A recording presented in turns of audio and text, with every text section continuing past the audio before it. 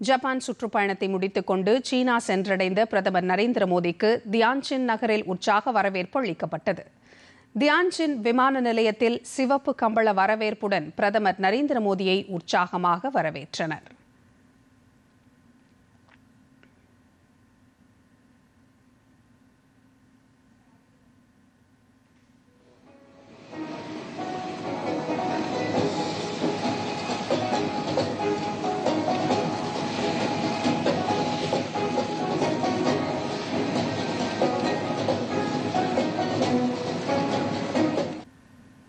நாளை தொடங்கும் ஷாங்காய் உச்சி மாநாட்டில் பிரதமர் நரேந்திர மோடி பங்கேற்கிறார். முன்னதாக ஜப்பானில் பல்வேறு நிகழ்ச்சிகளில் பங்கேற்ற பிரதமர் அந்நாட்டின் பல்வேறு மாகாணங்களின் ஆளுநர்களுடன் கலந்துரையாடினார். இதில் ஜப்பான் மாகாணங்களின் 16 ஆளுநர்கள் பங்கேற்றனர்.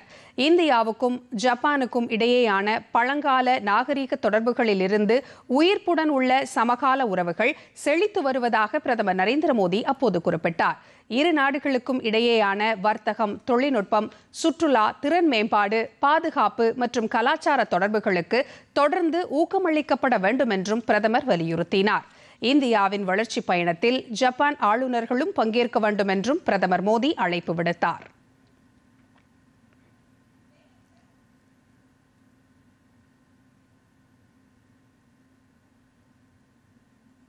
முன்னதாக ஜப்பான் பிரதமருடன் பிரதமர் நரேந்திர மோடி புல்லட் ரயிலில் பயணம் மேற்கொண்டார். ஷெண்டாய் சென்றடைந்த போது அங்கே குழுமியிருந்த ஜப்பான் மக்கள் பிரதமருக்கு உற்சாக வரவேற்பளித்தனர்.